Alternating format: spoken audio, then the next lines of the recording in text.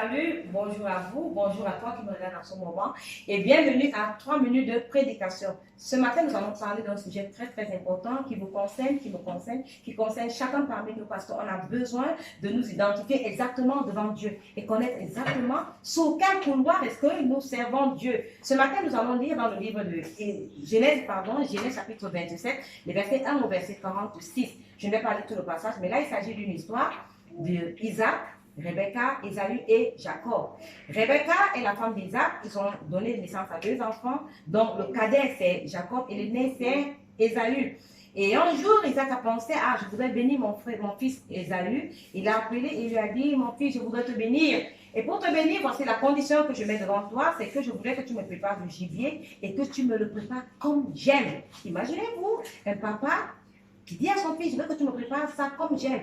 Qui connaît exactement comment le papa aime manger son plat, je veux dire. Il y a sûrement la maman.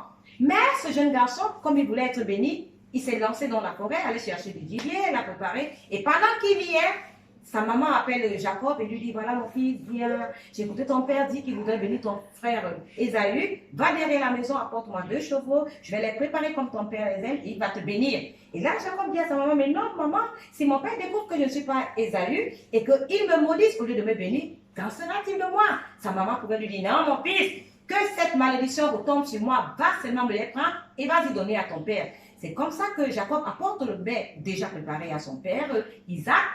Et lorsqu'Isaac regarde, il écoute, il dit, mais la voix c'est la voix de Jacob, mais les mains sont les mains d'Ésaü. Mais néanmoins, il a béni Jacob. Et après avoir béni Jacob, surgit donc Ésaü qui allait en brousse et apporter le gibier. Il dit, papa, je t'ai apporté ton gibier comme tu l'aimes. Son père lui dit, mais tiens, moi j'ai déjà béni quelqu'un d'autre. Mais qui était-ce? Alors c'est comme ça qu'il se met en colère. Et pour finir, au lieu de la bénédiction, laissez-moi vous dire, son père lui a donné des paroles de malédiction. Ah oui, il a reçu la malédiction.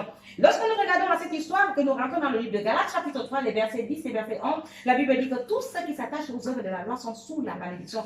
Ça veut dire quoi? Si nous voulons être bénis, si nous voulons être agréables, si nous voulons être justifiés auprès de Dieu en suivant la loi, sachant que nous sommes sur le couloir de la malédiction, ça veut dire que le résultat final ne peut être que la malédiction.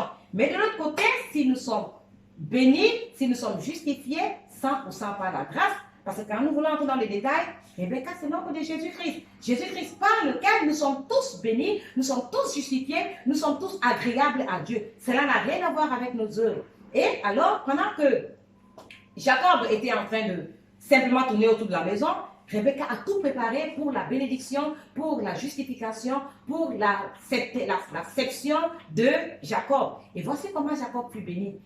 Ésaü de l'autre côté fut maudit. Alors si tu m'as suivi ce matin, certainement tu auras des questions, certainement tu auras des critiques, certainement tu auras quelque chose à partager, mais je voudrais que tu me fasses connaître cela en commentaire. Merci de m'avoir écouté et rendez-vous pour une autre édition de 3 minutes de prédication. Je vous remercie. Au revoir.